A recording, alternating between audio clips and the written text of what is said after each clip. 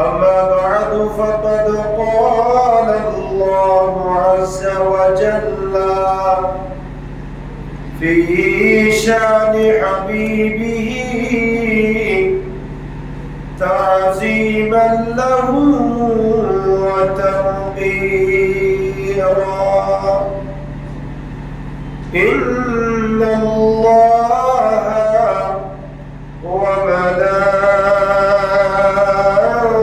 وملائكته يصلون على النبي يا أيها الذين آمنوا صلوا عليه وسلموا تسليما صلى الله على سيدنا محمد آله وصحبه صلى الله على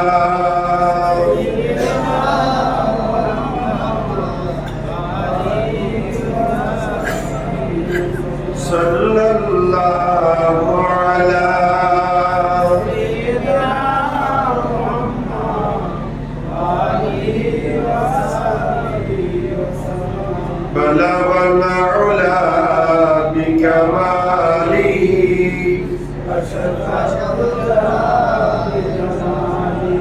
حسنت جميع وخصاله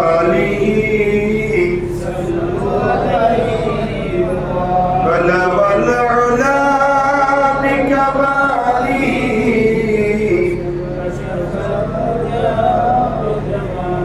حسنت جميع وخصاله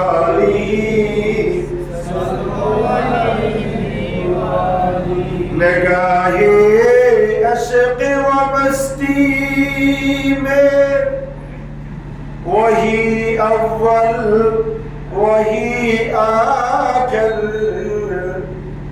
وہی قرآن وہی فرقان وہی یاسین وہی طه بلغ العلا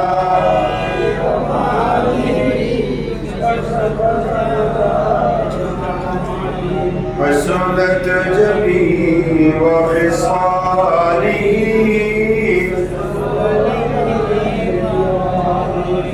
أعوذ بالله من الشيطان الرجيم بسم الله الرحمن الرحيم ثم دنا فتدلى فكان قاب قوسين أو أدنى فأوحى إلى عبده ما أوحى صدق الله مولانا العظيم وبلغنا رسوله النبي الأمين ونحن على ذلك لمن الشاهدين والشاكرين والحمد لله رب العالمين معزز محترم حضرات মুসল্লি আলাইহিসসালাম সম্মানিত উলামায়ে কিরাম রাহিমানি ওয়া রাহিমাকুমুল্লাহ আমরা আল্লাহ সুবহানাহু ওয়া তাআলার আলিশান দরবারে লক্ষ কোটি শুকর আদায় করছি যে আল্লাহ পাকের উত্তপ্ত দয়া এবং মেহেরবানিতে শাহরুল্লাহ পবিত্র রজবুল মুরাজ্জমের শেষ জুমা নামাজের জুমাদের মহান লক্ষ্যে আল্লাহর মসজিদে আসার বসার সালামি আরজ করার সুযোগ আর তৌফিক যে আল্লাহ আমাদেরকে দান করেছেন তার দরবারে করছি আলহামদুলিল্লাহ আর লক্ষ দরুদ ও সালাম প্রেরণ করছি সোনার মদিনায় কামলিওয়ালা নবী নূরুন নবী হায়াতুন নবী ইমামুল আম্বিয়া নবী মেরাজের দুলহা নবী মুহাম্মদুর রাসূলুল্লাহ সাল্লাল্লাহু তাআলা আলাইহি ওয়াসাল্লাম নূরি দরবার সোনার মদিনায় উচ্চ আওয়াজে আরেকবার পড়ছি আলহামদুলিল্লাহ মোহতারাম হাজিরিন গত জুমায় এবং তার আগের জুমায় আমরা মেরাজুন নবীর প্রাথমিক আলোচনা শুনেছিলাম গত জুমায় আল্লাহর নবী রাহমাতুল লিল আলামিন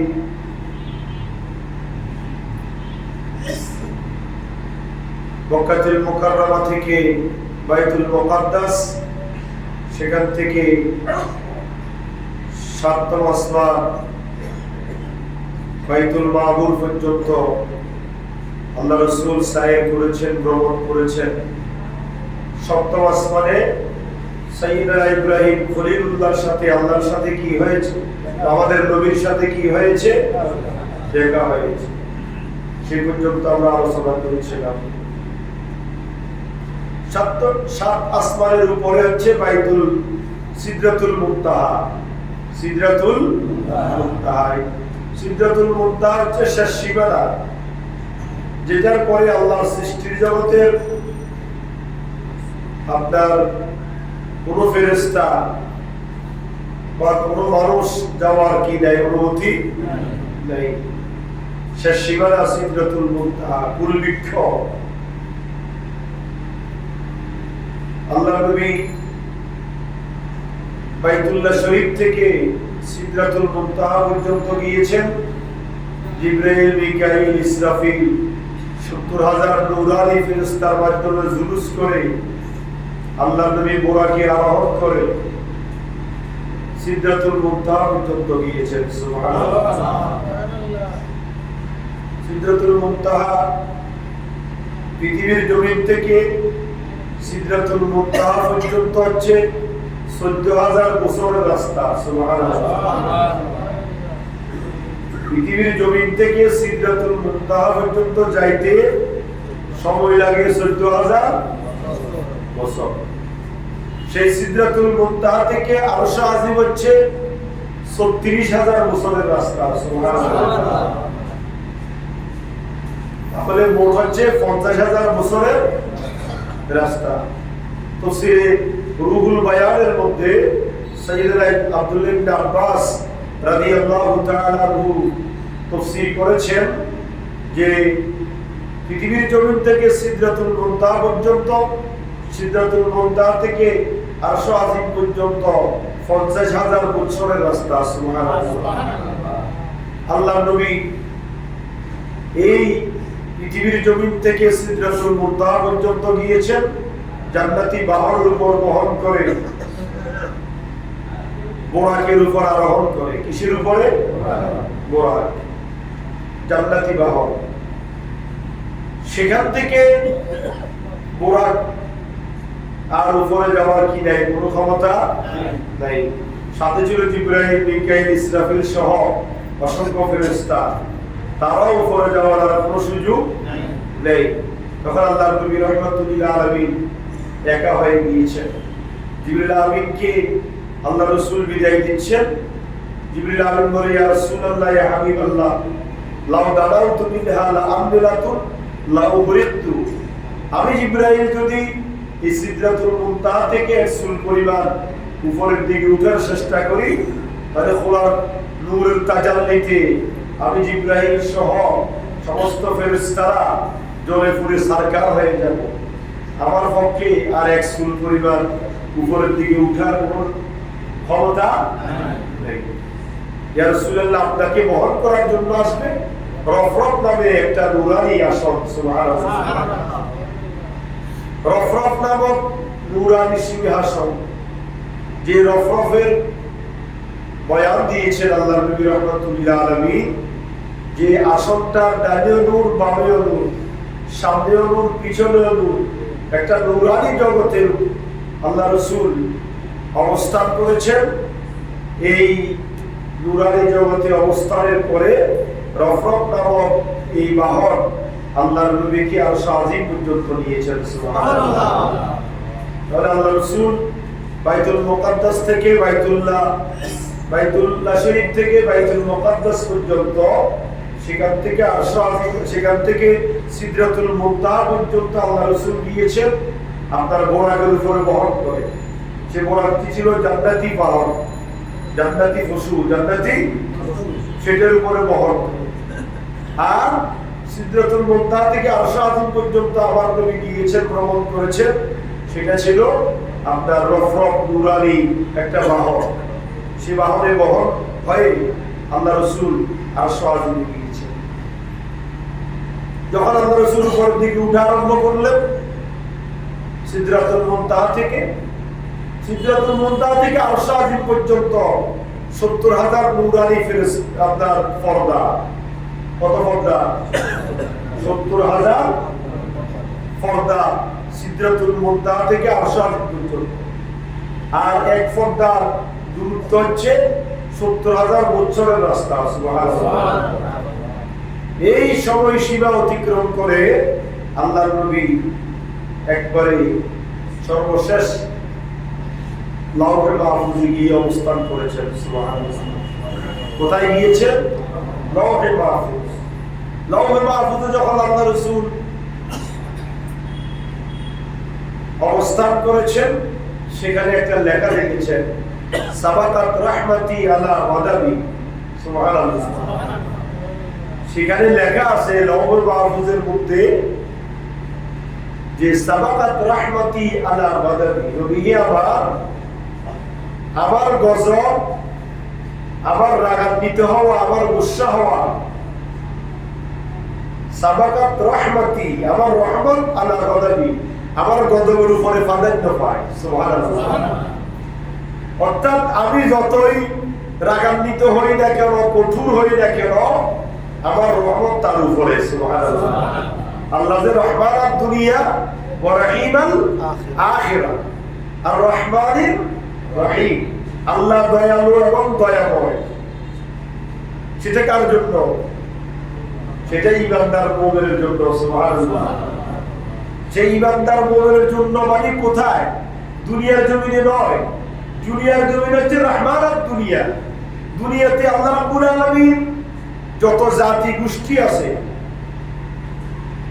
মুসলমান থেকে শুরু করে ৪৬টি জাতি, হিন্দু, বৌদ্ধ, খ্রিস্টান, চাকমা, বার্মা, সাঁওতাল, গারো, এভাবে শুরু করে আপনার ৪৬টি জাতি আছে পৃথিবীর জমিনে। সব জাতি, সব মানুষের জন্য, সব সৃষ্টির জন্য আল্লাহ রহমান। কথা বলে ঠিক কিনা? সবাইকে আল্লাহ খানা দিচ্ছে, বিনা দিচ্ছে। যারা আল্লাহর অবাধ্যতা করতেছে, আল্লাহর কুফরি করতেছে, আল্লাহর নাফরমানি করতেছে, আল্লাহকে আল্লাহ বলে একবারও ডাকে নাই, তাদেরকে আল্লাহ রিজিক দিচ্ছেন। কথা বলে ঠিক কিনা? তাদেরকেও সুস্থ রেখেছেন, তাদেরকে অসুস্থ হওয়ার পরে আবার সুস্থ করেন। এক সূর্যের আলো কি শুধু ইমানদারদের জন্য? হ্যাঁ, সবার জন্য। যারা আল্লাহকে মানে, যারা আস্তিক তাদের জন্য, যারা নাস্তিক সবার জন্য। এই জন্য আল্লাহ রহমান আদ দুনিয়া, দুনিয়ার জন্য রহমান আল্লাহ সবার জন্য। ওয়া রহিমাল আখিরা, আর আখিরাতের জন্য আল্লাহ রহিম একমাত্র ইমানদার মুসলমান, যারা দুনিয়ার জন্য আল্লাহ মেনেছে, রাসূল মেনেছে, কোরআন সুন্নাহ মতে নিজের জীবন প্রতিষ্ঠিত পরিচালিত করেছে, আল্লাহ এবং রাসূল এর সাথে বিরোধিতা করে নাই, আল্লাহর নাফরমানি করে নাই। এই সমস্ত বান্দাদের জন্য আল্লাহ রহিমাল আখিরা। সুবহানাল্লাহ। তো আল্লাহ রাব্বুল আলামিন সে লাউহে মাহফুজে আমার নবীকে দেখাই দিয়েছেন, সাবাকাত রাহমাতি আলা গাদাবি। নবীজি আমার গজবের উপরে, গুসার উপরে, রাগান্বিত হওয়ার উপরে আমার রহমত প্রাধান্য পায়। সুবহানাল্লাহ। এই লাউহে মাহফুজের সংরক্ষিত লেখা এই হাদিসে পাকের দ্বারা আল্লাহ রাব্বুল আলামিন হাকামুল হাকিমিন যেটা বুঝাতে চাচ্ছেন, আল্লাহ নবী এটার ব্যাখ্যা করেছেন, তাফসীর করেছেন যে আল্লাহর গুসা কিয়ামতের কঠিন ময়দানে আল্লাহ রাব্বুল আলামিন নিজেকে কাহার বলে ঘোষণা দিবেন। কাহার মানে কঠোর, কাহার মানে কি? কিয়ামতের ময়দানে আল্লাহ জিজ্ঞাসা করবেন, লিমানিল মুলকুল ইয়াউম, আজকের দিনে কার রাজত্ব, কার অধিপতি, কার ক্ষমতা, কার বাহাদুরি? কেউ জবাব দিবে না, সবাই চুপ থাকবে। আল্লাহ রাব্বুল আলামিন আবার নিজের জবাব দিয়ে বলবেন, লিল্লাহিল ওয়াহিদিল কাহ্হার, একমাত্র কঠোর ক্ষমতাধর আদি আল্লাহর আজকের আধিপত্য। সুবহানাল্লাহ। আল্লাহ যখন নিজেকে কঠোর কাহার বলে ঘোষণা দিবেন, নবী রাহমাতুল লিল আলামিন তখন আপনার মাকামে মাহমুদের সিজদায় পড়ে যাবেন। সুবহানাল্লাহ। ও আল্লাহর কাহারিয়ত থেকে আল্লাহকে ফিরে আনার জন্য। সুবহানাল্লাহ। সেখান থেকে আমার নবী আরশ আজিমে উঠেছেন। সুবহানাল্লাহ। আরশ আজিম শেষ সীমানা, আরশ মানে আল্লাহর আরশ, আল্লাহর বৈঠকখানা। তো আল্লাহ কি সেখানে অবস্থান বসে থাকেন? না, আল্লাহ তো সর্বত্র ব্যাপক। আল্লাহ রাব্বুল আলামিনের নির্দিষ্ট কোনো আসন নাই, নির্দিষ্ট কোনো সীমানা নাই, নির্দিষ্ট কোনো আকার নাই। আল্লাহ সুবহানাহু ওয়া তাআলা সে আরশ আজিম আল্লাহ নিজ হাতে সৃষ্টি করেছেন। সুবহানাল্লাহ। তো আরশ আজিম আল্লাহ রাব্বুল আলামিন নিজ হাতে বানিয়েছেন। আমার নবী সে আরশ আজিমে উঠে হয়েছে। কোরআনুল কারীমের ২৭ পারা সূরা নজম, কোন সূরা? সূরা নজমের মধ্যে আল্লাহ রাব্বুল আলামিন আহকামুল হাকিম বলেন যে আল্লাহ নবী যে আরশ আজিমে গিয়েছে তার প্রমাণ আল্লাহ সূরা নজমের মধ্যে ব্যক্ত করেছেন। আমি প্রথম জুমায় বলেছিলাম মেরাজকে কয়েক ভাগে ভাগ করা হয়েছে, কয়েক ভাগে ভাগ করা হয়েছে। বাইতুল্লাহ শরীফ থেকে সিদরাত এই বাইতুল মুকাদ্দাস পর্যন্ত, এটা হচ্ছে আপনার এই মেরাজকে অস্বীকার করার কোনো যুক্তিকতা নেই। এটাকে বলা হয় ইসরা।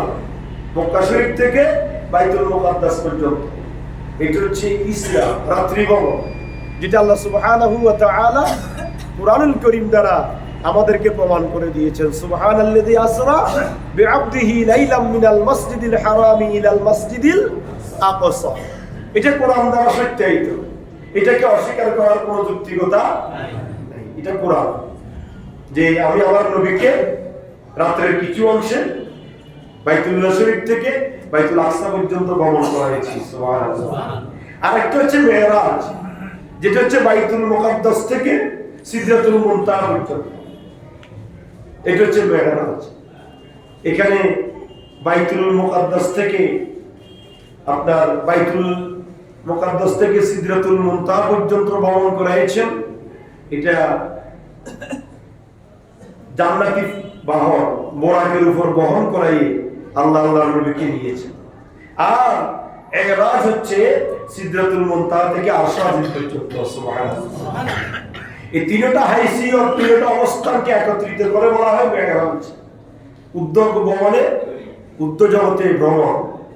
তো আল্লাহ নবী রাহমাতুল্লিল আলামিন আরশ আজিমে গিয়েছেন। যাওয়ার পরে কি হয়েছে? আল্লাহ পাক সুবহানাহু ওয়া তাআলা সূরা নজম, কোরআনুল কারীমের ২৭ পারা সূরা নজমের মধ্যে আল্লাহ বলেছেন সুম্মা দানা ফাতাদাল্লা। সূরা নজমের ৭, ৮ এবং ৯ নম্বর আয়াতে কারীমের মধ্যে বলেছেন সুম্মা দানা ফাতাদাল্লা ফাকানা কাবা কাউসাইনি আও আদনা। আমি আমার নবীকে দুনিয়ার জমিন থেকে ডাক দিয়ে আরশ আজিমে এনেছি। সুবহানাল্লাহ। ফাকানা কাবা কাউসাইনি আও আদনা। আমি এবং আমার নবী কতটুকু নিকটবর্তী হয়েছি? এই আয়াতে কারীমার তাফসীরের মধ্যে এসেছে দুই ধনুকের মাথা যত নিকটে। এখানে ধনুকের সাথে কেন আল্লাহ মিসাল দিয়েছেন? তাফসীর রুহুল বায়ানের মধ্যে এসেছে আব্দুল্লাহ ইবনে আব্বাস রাদিয়াল্লাহু তাআলা আনহু এই আয়াতের তাফসীর করেছেন যে দুইটা ধনুকের মাথাকে এই জন্য মিসাল দেওয়া হয়েছে যে মক্কার তখনকার যুগে মক্কায় বেশি বেশি যুদ্ধ হতো, যুদ্ধ বিগ্রহ দলে দলে গোত্রে গোত্রে। তারা যখন সমানভাবে যুদ্ধ করত, কেউ কাউকে যদি হারাইতে না পারত, তখন দোনো দলের সেনাপতি একত্রিত হয়ে দোনো দলের এই আপনার বন্দুককে, গুলিকে একত্রিত করে তারা ফায়ার করতেন। যার ধনুকের দৌড় বেশি সে জয়ী বলে স্বীকৃতি পাত। সুবহানাল্লাহ। এটা ছিল সেখানকার গোত্রে গোত্রে যে যুদ্ধের একটা নমুনা। আল্লাহ রাব্বুল আলামিন বলেন দুই ধনুকের মাথা যত নিকটে। সুম্মা দানা ফাতাদাল্লা ফাকানা কাবা কাউসাইনি আও আদনা। আমি এবং আমার বন্ধু আরো নিকটে হয়েছি। সুবহানাল্লাহ। এটা হচ্ছে সূরা নজমের আয়াত ২৭ পারা, সূরা রহমানের আগের সূরা। তারপরে আল্লাহ বলেছেন ফাআউহা ইলা আবদিহি মা আওহা। যে আল্লাহ আপনি আপনার নবীকে দুনিয়ার জমিন থেকে দাওয়াত দিয়ে আরশ আজিমে নিয়েছেন, আর আপনি বলতেছেন ফাকানা কাবা কাউসাইনি আও আদনা। আমি এবং আমার বন্ধু দুই ধনুকের মাথা যত নিকটে আরো নিকটবর্তী হয়েছি। আল্লাহকে প্রশ্ন করছি, আপনি আপনার বন্ধুকে দুনিয়ার জমিন থেকে ডাক দিয়ে নিয়ে আরশ আজিমে একেবারে মুখামুখি হয়েছেন, তারপরে আপনি কি করেছেন? আল্লাহ তার জবাব দিচ্ছে ফাআউহা ইলা আবদিহি মা আওহা। আল্লাহ তার জবাবে বলছেন, আমি আমার বন্ধুকে যা বলার, সুবহানাল্লাহ বলেন না, আমি আমার বন্ধুকে যা বলার ইচ্ছা তা বলেছি। সুবহানাল্লাহ। সূরা নজম হচ্ছে কুরআনুল কারীমের 53 নম্বর সূরা। কত নম্বর সূরা?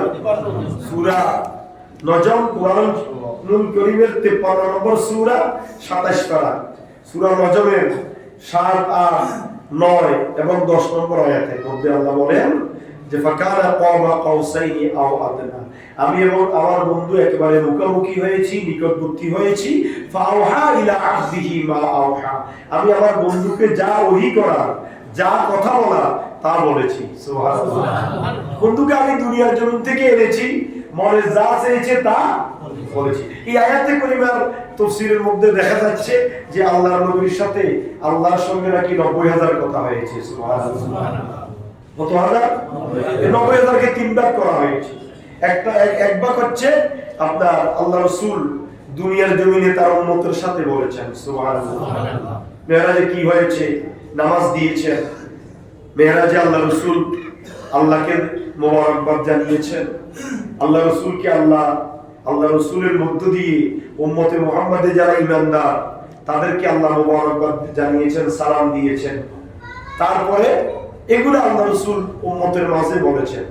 আর 30,000 আসমানি জগতের ফেরেশতাদের সাথে বলেছেন এবং আসমানি জগতের ফেরেশতাদেরকে অবহিত করেছেন। গেল কয় হাজার? 60,000। আর 30,000 সিররু বাইনাল্লাহি ওয়া রাসূলিহি, আল্লাহ এবং তার রাসূলের মধ্যে গোপন আছে। সুবহানাল্লাহ। কুরআনুল কারীমের প্রায় 29টি সূরার শুরুতে হুরুফে মুকাত্তারাত হামিম, আইন, সিন, কাফ, ইয়াসিন, তাহা, মুজাম্মিল, মুদাসসির, আলিফ লাম মিম রা, এইভাবে আয়াত আছে না? এই কুরআনুল কারীমের 29টি সূরার শুরুতে যে হুরুফে মুকাত্তারাত আল্লাহ ব্যক্ত করেছেন, এই হুরুফে মুকাত্তারাতের অর্থ আল্লাহু ওয়া রাসূলুহু আ'লাম, আল্লাহ এবং তার রাসূল জানে। দুনিয়ার কোন মুহাদ্দিস, মুফতি, মুফাসসিরের পক্ষে হুরুফে মুকাত্তারাতের অর্থ বর্ণনা করা সম্ভব নয়। আল্লাহর সঙ্গে, আল্লাহর নবীর সঙ্গে অসংখ্য কালাম হয়েছে, কথাবার্তা হয়েছে। তারপরে সেখানে আল্লাহ রাসূল উম্মতের কিছু কথা আল্লাহকে জিজ্ঞাসা করেছেন। কি জিজ্ঞাসা করেছেন? যে আল্লাহ রাসূল বলেছেন যে রব্বুল আলামিন আপনি আমার উম্মতকে শ্রেষ্ঠ উম্মত বানিয়েছেন। কুনতুম খায়রা উম্মাতিন উখরিজাত লিন-নাস। এটা কি আমার কথা না কোরআনের কথা? যত উম্মত পৃথিবীর জমিনে আছে সব উম্মতের মধ্যে শ্রেষ্ঠ উম্মত হচ্ছে উম্মতে মুহাম্মাদী। সুবহানাল্লাহ। এটা তো আপনারা খুশি না বেজার? খুশি। আল্লাহ কোরআনে বলছেন। তো উম্মতে মুহাম্মাদী শ্রেষ্ঠ। আল্লাহ রাসূল আল্লাহকে জিজ্ঞাসা করেছেন যে আমার উম্মতকে শ্রেষ্ঠ উম্মত হিসেবে পাঠিয়েছেন দুনিয়াতে, কিন্তু সর্বশেষ কেন পৃথিবীর জমিনে পাঠিয়েছেন? সুবহানাল্লাহ। শ্রেষ্ঠ যেহেতু আগে আসতে পারতো, কথা বলেন না? শ্রেষ্ঠ যেহেতু আগে আসতে পারতো। ক্লাসের ছাত্র যেটা শ্রেষ্ঠ সেটা রোল নম্বর কত হয়? সবার আগে আসে না? শ্রেষ্ঠ ব্যক্তি যেটা সেটা সবার উপরে থাকে, মধ্যমণি হয়ে থাকে। তাহলে উম্মতে মুহাম্মাদী শ্রেষ্ঠ, পৃথিবীর জমিনে কেন সর্বশেষ পাঠিয়েছেন? তার জবাবে আল্লাহ রাসূল সাল্লাল্লাহু আলাইহি ওয়াসাল্লাম বলেছেন, আমি এই জন্য এই উম্মতে মুহাম্মাদীকে পৃথিবীর জমিনে সর্বশেষ প্রেরণ করেছি যাতে করে উম্মতে মুহাম্মাদী পৃথিবীর জমিনে শেষে এসে অল্প সময়ের মধ্যে কম গুনাহ করতে পারে। সুবহানাল্লাহ। এবং তারা যেন কম গুনাহ করতে পারে, এই জন্য আমি আল্লাহ রাব্বুল আলামিন আহকামুল হাকিমিন তাদেরকে পৃথিবীর জমিনের সর্বশেষ পাঠিয়েছি এবং তারা যাতে করে কবরের মধ্যে কম সময় থাকতে হয়। সুবহানাল্লাহ। আদম আলাইহিস সালাম থেকে ঈসা আলাইহিস সালাম পর্যন্ত লক্ষ লক্ষ নবী রাসূল তাদের উম্মতেরা কোথায় আছে? মাটিতে আছে না নাই? কথা বলেন না? সবাইকে তো মাটিতেই দাফন করা হয়েছে। একবারে হাবিল কাবিল থেকে শুরু করে ঈসা রুহুল্লাহ যত উম্মত এখনো আছে, উম্মতে মুহাম্মাদী যতজন আছে ধারাবাহিকভাবে সবাই কোথায় যাচ্ছে? মাটিতে। সবাই এখন মাটিতে কবর জগতে, আলমে আরওয়াহ রু জগতে নয়, আলমে বরজখ কবর জগতে। এরা আছে না? আছে। উম্মতে মুহাম্মাদি যতজন ইন্তেকাল করতেছে সবাই কোথায় আছে? মাটিতে আছে। আল্লাহ রাসূল সাল্লাল্লাহু আলাইহি ওয়াসাল্লামকে বললেন, আপনার উম্মতকে সর্বশেষ পাঠিয়েছি এই জন্য যাতে করে আপনার উম্মত কবরে কম সময় থাকতে হয়। সুবহানাল্লাহ। আরেকটা প্রশ্ন করেছেন, উম্মতে মুহাম্মাদের হায়াত কেন কম? আগেকার যুগের উম্মতের হায়াত ছিল 100 বছর, 1000 বছর, 2000 বছর, 1200 বছর, 800 বছর, 900 বছর। কথা বলেন না ঠিক কিনা? কিন্তু আমাদের নবীর উম্মতের হায়াত কম। কম না? সর্বোচ্চ বাঁচে 150 বছর। তাও 150 বছর যেটা বাঁচে এটা বাঁচার মতো নয়। শরীর নুয়ে পড়ে, হাড্ডি গুড্ডি একবারে চলে যায়, কথা বলতে পারে না, দাঁড়াইতে পারে না, আর জন্য মহতাজ হয়ে থাকতে হয়। স্বাভাবিকভাবে 70-80 বছর নির্দিষ্ট হায়াত পেলে সুস্থ যদি থাকে তাহলে সে স্বাভাবিক জীবনযাপন করতে পারে। আল্লাহ রাসূল বললেন, তাহলে আমার উম্মতের হায়াত কেন কম? তখন আল্লাহ রাসূল সাল্লাল্লাহু আলাইহি ওয়াসাল্লামকে আল্লাহ রাব্বুল আলামিন আহকামুল হাকিমিন বলেছেন, আগেকার যুগের উম্মতরা 1000 বছর, 1200 বছর, 1000 বছর হায়াত পেয়েছে। আপনার উম্মত 60 বছর, 70 বছর হায়াত এই জন্য আপনার উম্মতকে দিয়েছি যাতে করে আপনার উম্মত কম হায়াতের মধ্যে কম গুনাহ করতে পারে। আগেকার নবীর উম্মতের মাঝে তাদেরকে যখন হিসাব নিকাশ নেওয়া হবে, তাদের মাঝে যেন আপনার উম্মত ফাঁস করে সবাই আগে জান্নাতে প্রবেশ করতে পারে, এই জন্য আপনার উম্মতকে হায়াত কম দিয়েছি। সর্বশেষ বন্ধু যখন বন্ধুর বাড়িতে যায় কিছু হাদিয়া নিয়ে যায়। কথা বলেন না? কি নিয়ে যায়? হাদিয়া। হাদিয়া নেওয়া সুন্নত, দেওয়া সুন্নত।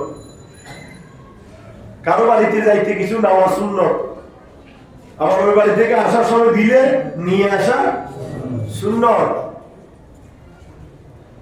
আল্লাহ রাসূল আল্লাহর সামনে গিয়েছেন, দুনিয়ার জমিন থেকে দাওয়াত দিয়ে নিয়েছেন। তো আল্লাহ রাসূলকে আল্লাহ রাব্বুল আলামিন আহকামুল হাকিমিন বললেন, হাবিব, দুনিয়ার জমিন থেকে দুলার সাজে সাজিয়ে জান্নাতি বাহনের উপরে বহন করাইয়ে, জান্নাতি ফেরেশতার মাধ্যমে জুলুস করাইয়ে, জান্নাতি পোশাক পরিধান করাইয়ে আপনাকে এত আলিশান মেহমানদারির মধ্য দিয়ে আরশ আজিমে এনেছি। আপনি আমার জন্য কি নিয়ে এসেছেন? তখন আল্লাহ রাসূল নুরানি জবানে জবাব দিলেন, আত-তাহিয়াতু লিল্লাহ আস-সালাওয়াতু ওয়াত-তাইয়্যিবাত। সুবহানাল্লাহ। আত-তাহিয়াতু লিল্লাহি ওয়াস-সালাওয়াতু ওয়াত-তাইয়্যিবাত। আল্লাহ রাসূল বলেন যে আল্লাহ আমার শারীরিক ইবাদত, জুবানের ইবাদত, মালি ইবাদত, আমার উম্মতের সব ইবাদত একত্রিত করে আপনার কুদরতি কদমে সুপর্দ করে দিলাম। জোরে বলুন সুবহানাল্লাহ। নামাজের মধ্যে তাশাহুদ পড়া কি? কথা বলেন না। তাশাহুদ ছাড়া নামাজ হবে না। কথা বলেন না। التحيات لله الصلوات والطيبات والسلام عليك أيها النبي ورحمة الله وبركاته عبده ورسوله পর্যন্ত না পড়লে নামাজ হবে না। তারপরে দুরূদ শরীফ আছে না? আছে। তারপরে কি আছে? দোয়া মাসুরা। দোয়া মাসুরা না পড়লেও চলবে, কিন্তু তাশাহুদ এবং দুরূদ শরীফ অবশ্যই পড়তে হবে। দোয়া মাসুরার অর্থ কি? দোয়া মাসুরা হচ্ছে আল্লাহর কাছে মাফ চাওয়া নামাজের মধ্যে। আল্লাহুম্মা ইন্নী যালামতু নাফসি, আল্লাহ আমি আমার নফসের উপর কি করেছি? জুলুম করেছি। কি জুলুম? গুনাহ করেছি। দেখছেন আল্লাহ পাক নামাজের মধ্যে। এই জন্য নামাজ উম্মতের জন্য কাফি। একটা কথা মনে রাখবেন, আমরা তো নামাজের প্রতি উদাসীন। এই মেরাজের পরিপূর্ণ আলোচনা আমি গত 2 জুমা করেছি, আজকে করতেছি শেষ। আগামী জুমা থেকে আমাদের ধারাবাহিক আলোচনা সূরা মুমিনের অংশ নিয়ে, বাকি অংশ নিয়ে আলোচনা করব ইনশাআল্লাহ। তবে এই 3 জুমা আলোচনা করার মূল উদ্দেশ্য এইটা, মূল পয়েন্টটা হচ্ছে আল্লাহকে পাওয়ার জন্য বান্দার একমাত্র অবলম্বন হচ্ছে নামাজ। সুবহানাল্লাহ। নামাজের মধ্যে বান্দা আল্লাহর কাছে মাফ চায়। বান্দা যখন নামাজে দাখিল হয়ে যায়, বান্দার মধ্যে আর আল্লাহর মধ্যে কোনো পার্টিশন থাকে না। সুবহানাল্লাহ। কোনো পর্দা থাকে না। তখন আল্লাহ শিখিয়ে দিয়েছেন, আমার কাছে এই দোয়া করো। কি দোয়া? আল্লাহুম্মা ইন্নী যালামতু নাফসি যুলমান কাসীরা। আল্লাহ আমি আমার নফসের উপর জুলুম করেছি, এই জুলুম সেই জুলুম নয়, অধিক জুলুম করেছি, অর্থাৎ অধিক গুনাহ করেছি, আমার মতো গুনাহগার আরেকজন ওয়ালা ইয়াগফিরুদ যুনুবা ইল্লা আনতা। তবে আল্লাহ আমি যত গুনাহ করি না কেন তুমি ছাড়া মাফ করার কেউ নাই। সুবহানাল্লাহ, আছে নাকি? টাকা দিলে গুনাহ মাফ হয় নাকি? হ্যাঁ, দণ্ড দিলে গুনাহ মাফ হয়? প্রেসিডেন্ট, এমপি, মন্ত্রী, প্রধানমন্ত্রী দিলে কি গুনাহ মাফ হবে? ওয়ালা ইয়াগফিরুদ যুনুবা ইল্লা আনতা, তুমি ব্যতীত গুনাহ মাফ করার কেউ নাই। ফাগফিরলি মাগফিরাতাম মিন ইনদিকা, আল্লাহ তুমি তোমার দয়ায়, অহংকার নয়, আল্লাহর সামনে অহংকার করার বান্দার কিছুই নাই। এমন অনুনয় বিনয় হয়ে যেতে হবে, একবার নতজানু হয়ে যেতে হবে। আল্লাহ ফাগফিরলি মাগফিরাতাম মিন ইনদিক, তুমি ব্যতীত আর গুনাহ মাফ করনেওয়ালা কেউ নাই। ওয়ারহামনি, তুমি আমার প্রতি রহম করো, ইন্নাকা আনতাল গফুরুর রহিম, আল্লাহ তুমি তো গফুরুর রহিম, গাফফার, তুমি তো ক্ষমাশীল, তুমি ক্ষমা না করলে কে ক্ষমা করবে? আল্লাহ তোমার কাছে অনুনয় বিনয় করতেছি, আমাকে মাফ করে দাও। সুবহানাল্লাহ। এই জন্য প্রয়োজন যে দ্বীনি শিক্ষা গ্রহণ করা। আপনি মাদ্রাসায় পড়ি হুজুর হবেন দরকার নাই, সবাই যদি হুজুর হয়, ডাক্তার হবে কি, ইঞ্জিনিয়ার হবে কি, লয়ার হবে কি, আপনি দ্বীনি শিক্ষা, এই জন্য তলাবুল ইলমে ফরিদা আলা কুল্লি মুসলিম, প্রত্যেক মুসলমানের উপর দ্বীনি শিক্ষাকে ফরজ করা হয়েছে। হুজুর হওয়া ফরজ নয়, মনে রাখবেন, হুজুর হওয়া ফরজ নয়, মসজিদে ইমাম হইতে হবে ফরজ নয়, দ্বীনি শিক্ষা গ্রহণ করতে হবে। এই দ্বীনি শিক্ষা গ্রহণ করলে আপনি এটার অর্থ জানতেন। এখন আপনি অর্থ জানেন না, পড়তেছেন সূরা ফাতিহা পড়তেছেন, অর্থ জানেন না। এই মাঝে মধ্যে আব্দুর রহমান সুদ্দেদী সাহেব যখন নামাজ পড়ায় হেরাম শরীফে সবসময় কাঁদে, নামাজের ভিতর কাঁদে। সুরের একটা ইমাম আছে একটু কালো করি, উনিও কাঁদে। তো কাঁদে কেন?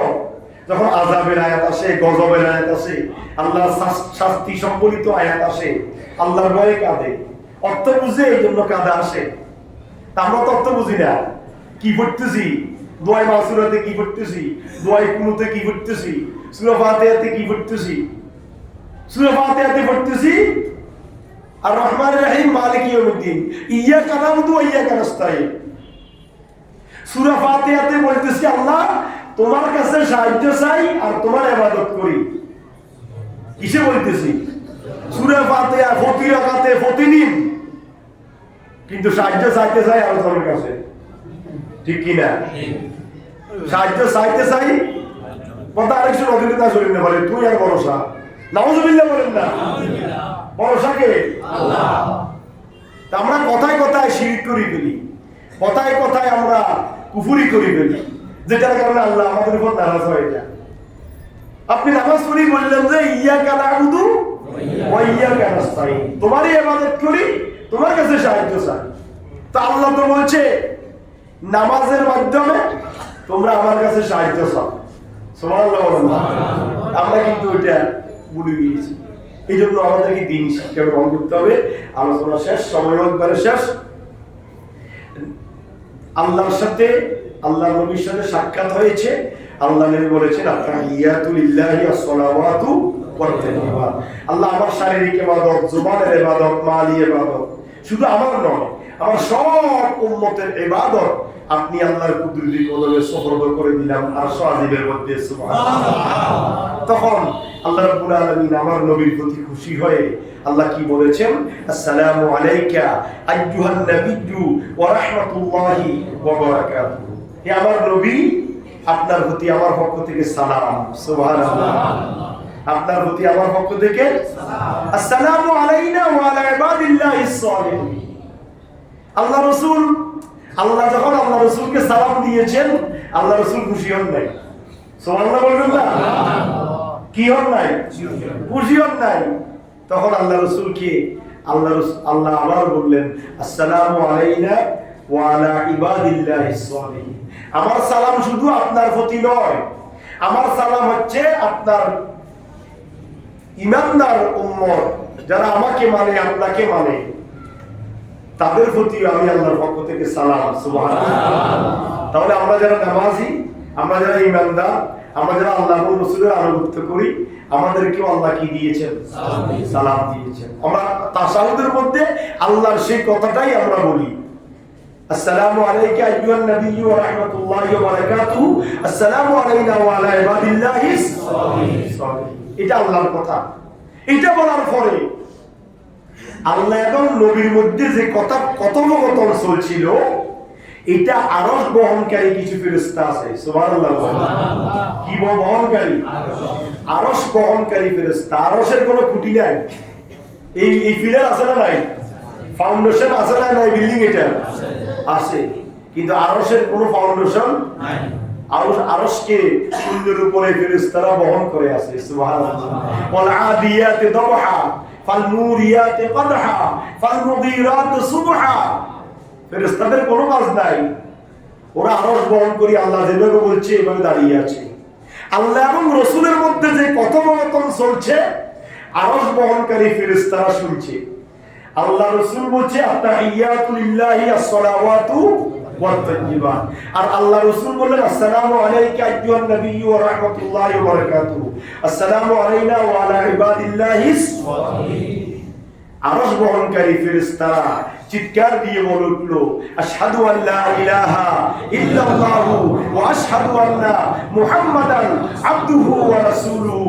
দনবন্ধুর কথা আমাদের কাছে এত গ্রহণীয় হয়েছে, আমরা সাক্ষ্য দিচ্ছি আল্লাহ ছাড়া কোনো মাবুদ নাই, মুহাম্মদুর রাসূলুল্লাহ সাল্লাল্লাহু আলাইহি ওয়াসাল্লাম হচ্ছে আল্লাহর বান্দা এবং রাসূল। জোরে বলুন সুবহানাল্লাহ। এইজন্য নামাজের মধ্যে তাশাহুদটা ওয়াজিব। কেন? এখানে আল্লাহর কথা আছে, নবীর কথা আছে, ফেরেশতাদের কথা আছে। সুবহানাল্লাহ। এই সালাম, অভিবাদন, ওয়েলকাম, থ্যাংক ইউর মাধ্যমে, কথাবার্তার মাধ্যমে আল্লাহ এবং আল্লাহ রাসূল সর্বশেষ সময় কাটিয়েছেন আর সমাজে। তারপরে সেখান থেকে বিদায়ের পালা। কিসের পালা? তো বিদায়ের পালা। তো আমি বলছি হাদিয়া নেওয়া সুন্নাত, দেওয়া সুন্নাত। তো আল্লাহ রাসূল হাদিয়া নিয়ে গিয়েছেন নিজের ইবাদত, উম্মতের ইবাদত। তখন আল্লাহ খুশি হয়ে আল্লাহ রাসূলকে আরেকটা হাদিয়া দিলেন। সে হাদিয়ার নাম হচ্ছে 5 ওয়াক্ত নামাজ আর রমজানের রোজা। যেরকম সুবহানাল্লাহ। মাঝখানে অনেক কথা আছে। 50 ওয়াক্ত নামাজ দিয়েছিলেন, 6 মাসের রোজা দিয়েছিলেন, আর আজিম থেকে 6ষ্ঠ আসমানে এসেছেন। মুসা কলিমুল্লাহর সাথে দেখা হয়েছে। মুসা কলিমুল্লাহ বলে আমার উম্মতের উপর 1 ওয়াক্ত ফরজ ছিল, তারা তা ঠিক মতো আদায় করতে পারে নাই। আপনার উম্মত তো আরো দুর্বল, খুলিকাল ইনসানু দাঈফা। আপনার এই দুর্বল উম্মত কি করে 50 ওয়াক্ত নামাজ দৈনিক আদায় করবে, 6 মাস রোজা রাখবে বছরে? আল্লাহ রাসূল বলেন কি করতে হবে? ইয়া রাসূলুল্লাহ, আপনি আল্লাহর কাছে আবার যান, কমিয়ে আনেন। এইভাবে আল্লাহ রাসূলুল্লাহ কি 9 বার গিয়েছে। হ্যাঁ, 45 ওয়াক্ত কমিয়েছেন, আবার 6 মাসের রোজাকে কমিয়ে 1 মাসে রেখেছেন। আল্লাহ রাসূল বলেন, ইয়া রাসূলুল্লাহ, আল্লাহ রাসূলকে আল্লাহ বলেছেন আপনার উম্মতের উপর 5 ওয়াক্ত নামাজ দৈনিক, বছরে 1 মাস রোজা ফরজ করলাম। লা তাবদীলা লিকালিমাতিল্লাহ। আমি আল্লাহর কথার কোনো পরিবর্তন নাই, আমি আল্লাহ যেটা বলি সেটা। সুতরাং আমি আপনাকে বলেছি আপনার উম্মতের উপরে 50 ওয়াক্ত নামাজ দৈনিক ফরজ, 6 মাস বছরে রোজা ফরজ। কিন্তু আপনি বারবার আশাতে আপনার উম্মতের জন্য 45 ওয়াক্ত কমিয়ে 5 ওয়াক্ত রাখলাম, 5 মাস কমিয়ে 1 মাস রাখলাম। কিন্তু ইয়া রাসূলুল্লাহ, আমি বলে দিলাম আমি যেটা বলি সেটা। আমি বলেছি 6 মাস রোজা আর 50 ওয়াক্ত নামাজ। আপনার যে উম্মত খালেস ভাবে আল্লাহর সন্তুষ্টির জন্য দৈনিক 5 ওয়াক্ত নামাজ নির্দিষ্ট সময়ে নির্দিষ্ট নিয়মে আদায় করবে এবং বছরে 1 মাস রোজা নির্দিষ্ট নিয়মে নির্দিষ্ট বিধান মোতাবেক আদায় করবে, আপনার উম্মতের আমলনামায় দৈনিক 50 ওয়াক্ত নামাজের সওয়াব এবং বছরে 6 মাস রোজার সওয়াব আমি আল্লাহ দান করব। এটা হচ্ছে মেরাজের শান, গর্ব আলোচনার মূল কথা। তারা এই জন্য বলা হয়েছে আসসালাতু মেরাজুল মুমিনিন। নামাজটা হচ্ছে মুমিনের জন্য মেরাজ। কেন মেরাজ? বলে যে আমি নবী মেরাজ গিয়ে আল্লাহর দিদার লাভ করেছি, জান্নাত জাহান্নাম দেখেছি, আল্লাহর সব নিয়ামত দেখেছি। আর তুমি আমার উম্মত, তুমি যখন নামাজে দাঁড়িয়ে যাবে ইলা জিহাতিল কাবাতিশ শরীফাতে আল্লাহু আকবার বলে আল্লাহকে সামনে নিয়ে যখন তুমি নামাজে দাঁড়িয়ে যাবে, মান রাআ মিনকুম মুনকারান, হ্যাঁ, ইন্নী আরা মা লা তারাউনা, ওয়ানা আসমাউ মা লা তাসমাউন। তোমার নামাজের শুরু থেকে শেষ পর্যন্ত তুমি যখন নামাজের মধ্যে থাকবে তুমি মনে করবে তোমার সামনে আল্লাহ আছে, আল্লাহ তোমাকে দেখতেছে। সামনে জান্নাত, পিছনে জাহান্নাম, সামনে হচ্ছে ডাইনে এবং বামে, সবকিছুর মধ্যে তুমি একটা ক্রাইটেরিয়ার ভিতর আছো। তুমি অত্যন্ত এক মনে এক ধ্যানে তুমি নামাজ আদায় করবে। এই নামাজটা যদি আল্লাহর দরবারে কবুল হয়ে যায় তাহলে তোমার জন্য এই নামাজটা হবে মেরাজ। সুতরাং আল্লাহ রাব্বুল আলামিন মেরাজের অন্যতম হাদিয়া 5 ওয়াক্ত নামাজ আমরা যেন নির্দিষ্ট সময়ে নির্দিষ্ট নিয়মে যখন যেখানে ওয়াক্ত হবে তখন সেখানে আদায় করে নিব। পাঞ্জেগালা মসজিদ হোক, জুমা মসজিদ হোক, বড় মসজিদ হোক আর ছোট মসজিদ হোক, যখন ওয়াক্ত হয়ে যাবে সেখানে 5 ওয়াক্ত নামাজ আদায় করবেন। এটা হচ্ছে মেরাজুন নবীর শিক্ষা। এই সামনের রাত, আজকের এই রাত্রি হচ্ছে রজবুল মুরাজ্জবের 26 তারিখ দিবাগত রাত্রি, 27 তারিখের রাত্রি, অর্থাৎ আজকে 26 তারিখ চলমান, সূর্য অস্ত হওয়ার সাথে সাথে 27 তারিখ শুরু। এই 27 তারিখের রাত্রি হচ্ছে মেরাজের রাত্রি। আল্লাহ রাসূল এই রাত্রিতে মেরাজে গিয়েছেন। এই জন্য আমরা আনন্দিত হব, খুশি হব। আল্লাহ রাসূল বাইতুল্লাহ শরীফ থেকে বাইতুল মুকাদ্দাস পর্যন্ত বিভিন্ন জায়গায় নামাজ আদায় করেছেন। এই জন্য একটা সুন্নত হচ্ছে কোনো ভালো কাজে যাওয়ার শুনতে বাসা থেকে আপনি বাইরে হওয়ার আগে 2 রাকাত নফল নামাজ পড়ে যাওয়া সুন্নত। সুবহানাল্লাহ। যে কোনো ভালো কাজে আপনি যখন বাইরে হবেন, যাওয়ার সময় বাইরে হইতে 2 রাকাত নামাজ পড়ে যাওয়া কি সুন্নত। ওই 2 রাকাত নামাজ পড়ে আল্লাহর কাছে সাহায্য চাইবেন। ভালো কাজে যাচ্ছি, কাজটা ভালো করে দিও, বরকতপূর্ণ করে দিও, আসা যাওয়া সহজ করে দিও। এটা আল্লাহ রাসূলের সুন্নাত। ওই আল্লাহ রাসূল মেরাজে রওনা হয়ে নামাজ পড়েছেন, বাইতুল্লাহে গিয়ে নামাজ পড়েছেন, মুসা কলিমুল্লাহর তাওরাত গ্রহণের স্থানে নামাজ পড়েছেন, মদিনা শরীফে যেখানে বর্তমানে রওজা আতহার সেখানে নামাজ পড়েছেন, বাইতুল মুকাদ্দাসে সমস্ত নবীদেরকে নিয়ে নামাজ আদায় করেছেন। এগুলো নবীর সুন্নাত। ওই হিসাবে আজকের এই রাত্রিতে আমরা ইবাদত বন্দেগী করব, নফল নামাজ পড়ব, তাসবিহ তাহলিল আদায় করব, জিকির আজকার করব, মুরব্বিদের কবর জিয়ারত করব, দান সদকা করব। যদি সম্ভব হয় সুস্থ থাকেন আগামীকাল একটা রোজা রাখবো। অনেকে গতকালও রেখেছেন বৃহস্পতিবার হিসেবে, আজকেও রেখেছেন, তার ধারাবাহিকতায় আগামীকালও অনেকে রাখবেন। যদি সম্ভব হয় আগামীকাল একটা রোজা রাখবেন আর আজকে রাত্রিতে ইবাদত করবেন। এটা আল্লাহ রাসূল মেরাজে গিয়েছে, আমরা খুশি। এই ইবাদত করাটা ফরজ না সুন্নত নয়, এটা নফল ইবাদত। কিন্তু এটা করলে আল্লাহ রাসূল নামাজ এনেছেন, আল্লাহ রাসূল একটা ভালো কাজে আল্লাহর সাথে দিদারে গিয়েছেন। এই জন্য আমরা খুশি হয়ে কিছু সময় ইবাদতে কাটালাম। আল্লাহ আমাদেরকে আজকের এই রাত্রিতে ইবাদত করার, আগামীকাল রোজা রাখার তৌফিক দান করুন। আমিন। আসসালামু আলাইকুম ওয়া রাহমাতুল্লাহি ওয়া বারাকাতুহু।